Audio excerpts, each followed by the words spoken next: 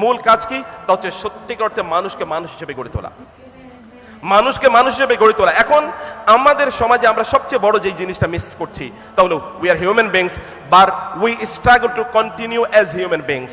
We are born human beings, but we continue to struggle as living as human beings.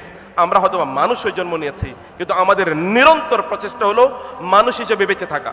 Most of the people তারা মানুষ হিসেবে জন্ম নিলেও তারা মানুষ হিসেবে বেঁচে থাকতে পারে না। না হয় আমাদের একটি যৌক্তিক দাবি এই প্রশ্নে, কেন প্রায় 1400+ ছাত্র, সাধারণ মানুষ, এমনকি রিক্সা পুলার অথবা যদি ভেজিটেবল সেলার এরকমদেরকে কেন তাদেরকে জীবন দিতে হবে, এবং 22,000-এর বেশি লোক কেন আহত হতে হবে, যারা অনেকে এখনো চোখে দেখে না?